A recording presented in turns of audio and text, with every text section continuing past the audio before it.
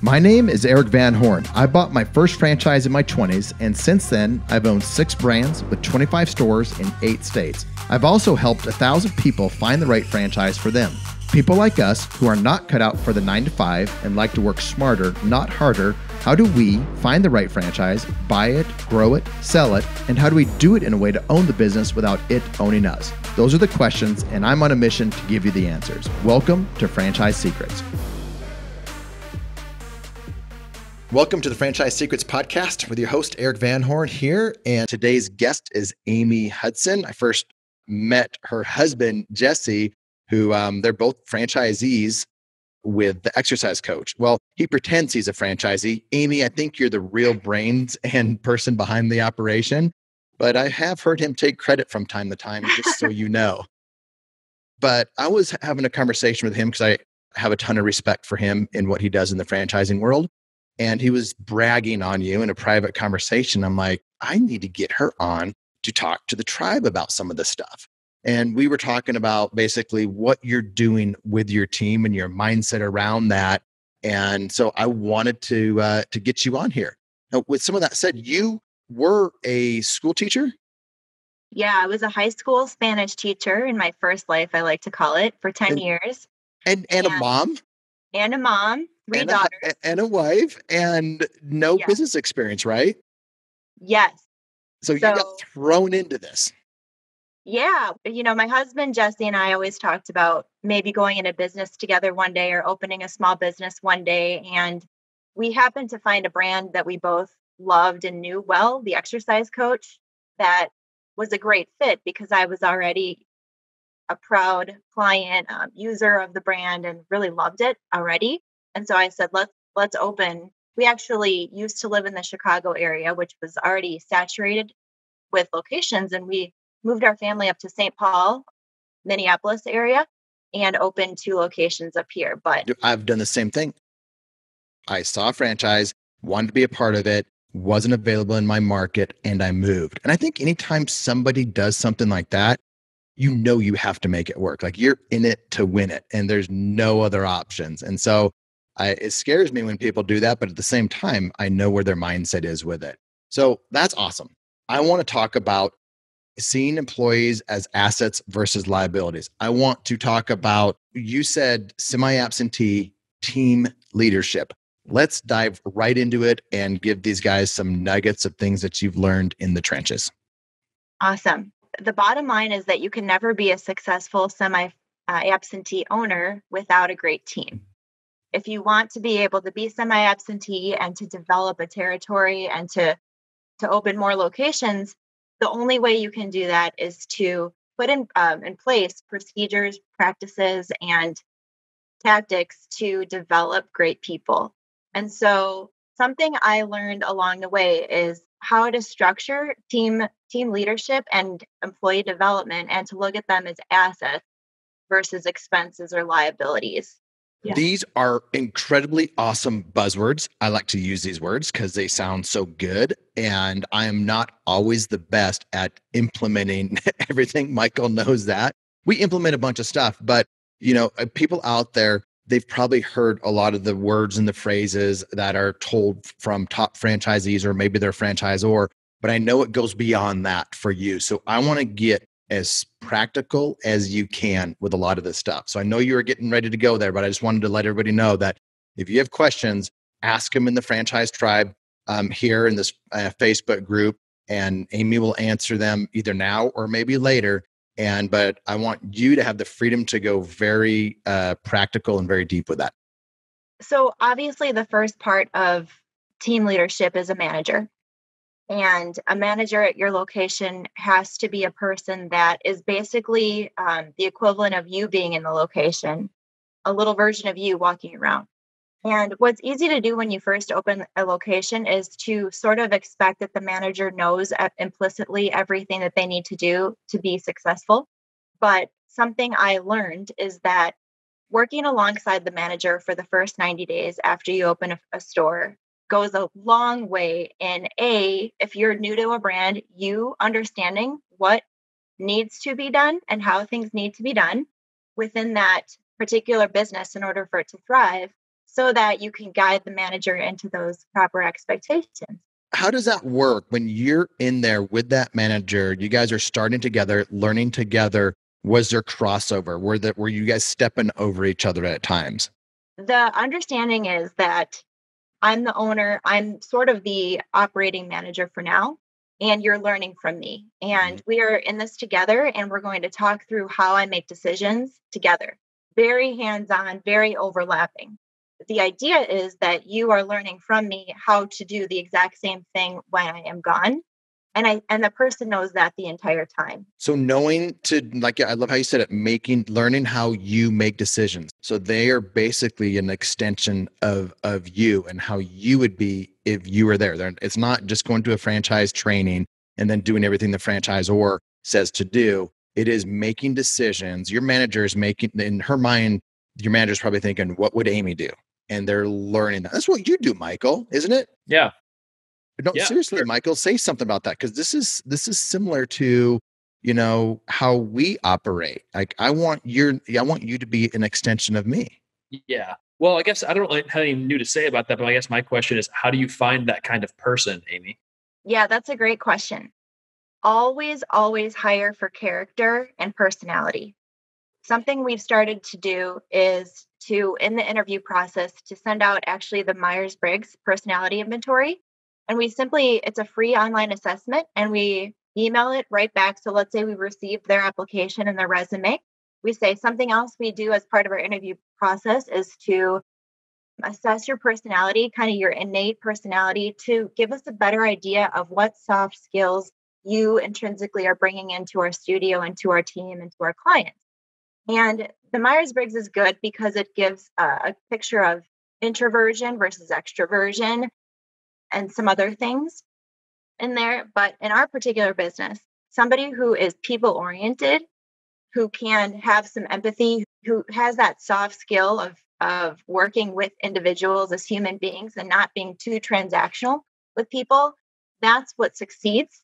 And our clients and our staff thrive under a leader like that. And so if they come in with some of those soft skills, personality wise, all the rest of the procedures and the content and the knowledge on how to be a good trainer in our case is taught.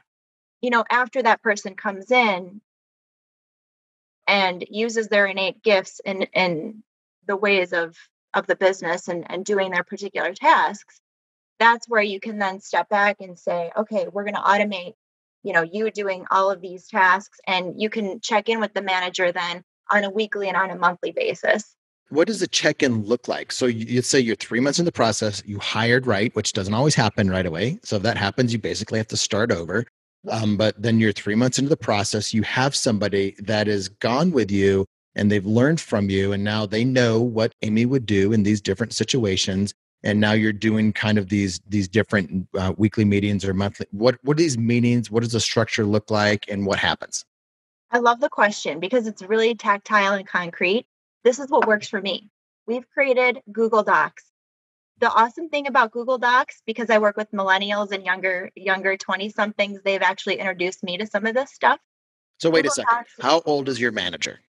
I've got two stores. One Okay. store has a 22-year-old manager, and the other store has a manager closer to my age, and she's kind of like the mother hen.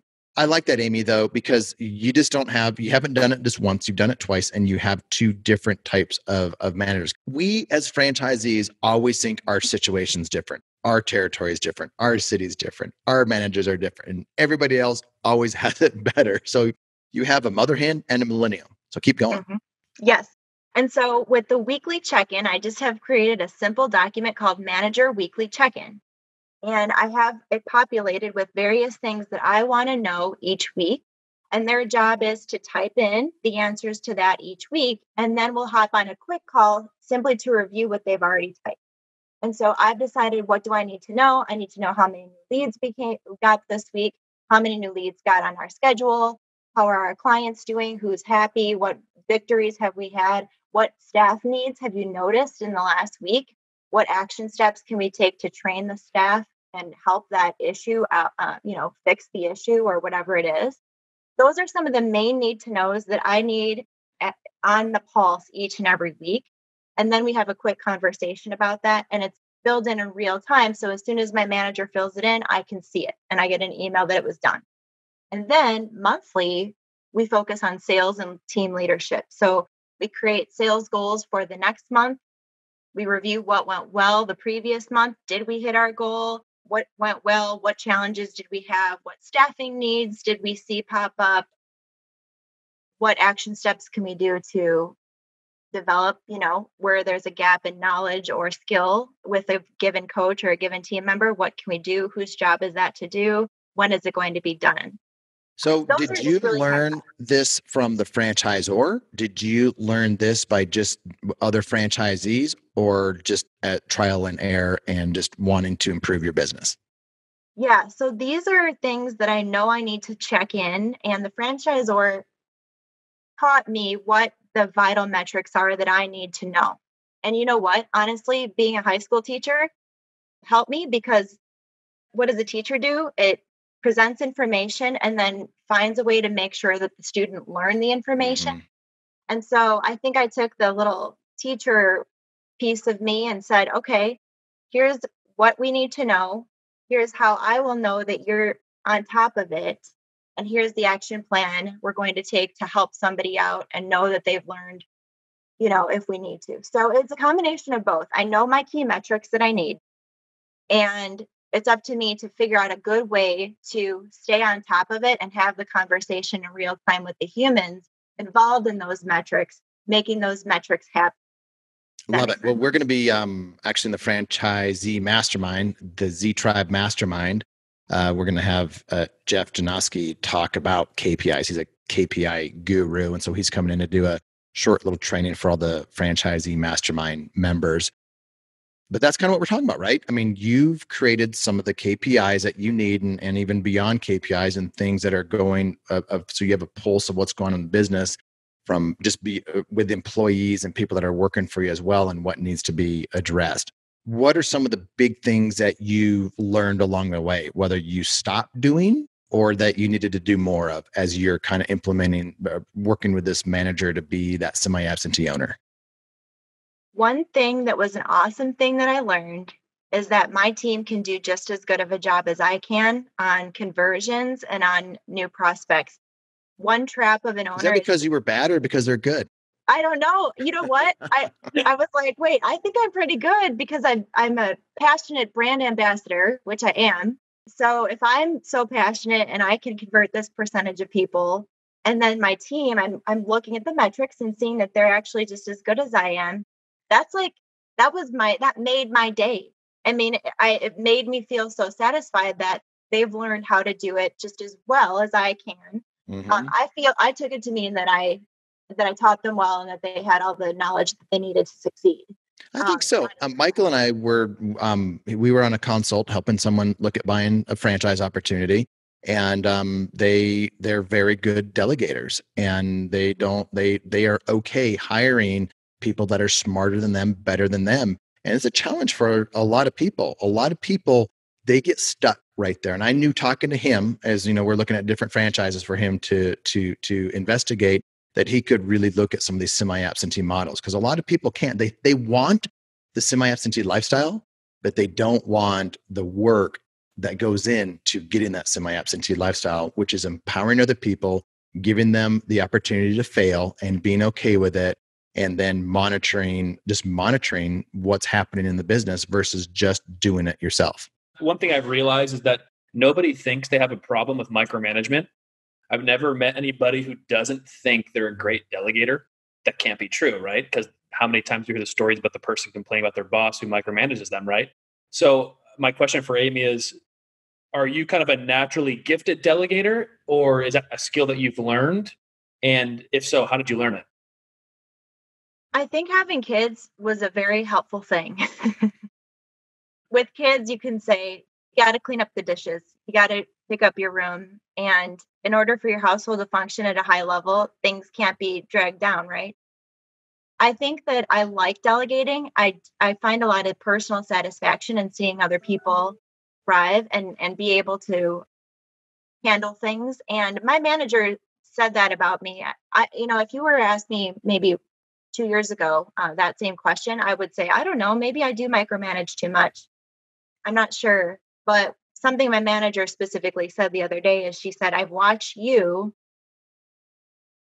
back away and teach people what you need them to do, and then provide the reference materials in case they forget what you asked them to do on how to get it done, and then back away and let them fail and come back and remind them what you expect later on. Yeah, I think it's something I've learned. It's something that I find a lot of satisfaction in knowing people can do it, can do the job well. And we've created a growth mindset among our coaches. One other tactile thing, I used to have, I at the beginning of our first location, I had more turnover than I would have liked.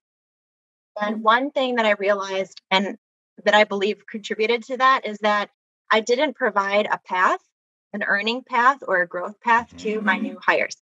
And what I learned now, what I do is I hire somebody and say, okay, you're starting at this pay rate, but every 3 months you're getting reviewed. And every review, so that's once a quarter, every review we're expecting some growth and some reflection on your part and on our part on where we can grow. Because guess what? Nobody starts off right out of the gate as great as they will be at this job 6 months in or a year in. We expect you to get better and better and better. And so each of these reviews, your pay rate goes up by 50 cents or $1 per hour until you hit a certain rate. And then after that, it's going to be management discretion. And that's real high level. But that is neat because that provides the expectation of, you know what, we expect you to grow and get better at this all the time. And we're going to reward you as well. You should expect to be rewarded for the growth that we're expecting of you. Yeah. That's really important. And that's an easy thing not to do because I don't like to do that kind of stuff. And that's why I partner with people that understand that and do like to do that stuff, or at least know it's important. So, but all you franchisees out there, this is business 101. It's easy to forget and easy not to do. Michael knows, like, this is stuff that he has to remind me that we need to do. Just real talk. I just don't think like that all the time because I'm thinking about other stuff. But I know, like when we were in solo salons, I partnered intentionally with the business partners in that because they were good at this kind of stuff and they did it at scale and they were really, really good at it. And we did that. Do you do those management or those reviews yourself for those employees, or have you delegated that to the managers to do? Yeah, I sit in on the first one and I provide a lot of guidance to the manager. And then after the first one, it's the manager's job. Mm-hmm. I sometimes will be there just as a support, but I'm mostly a fly on the wall because it's the manager who works alongside that person every day and it's their job to mentor them. So yeah, so I delegated after the first one, but the manager sees me interact with the person the first time. Maybe it's a 50-50. But That's great. Yeah.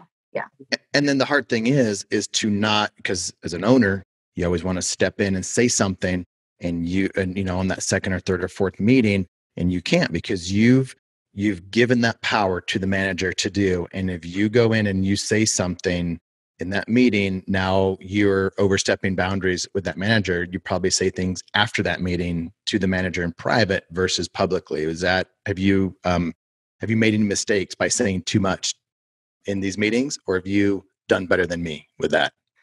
No, what typically will happen is that my managers will come to me before the meeting and make sure that what they're about to share with the person jives with what my take is. So I haven't done that to this point.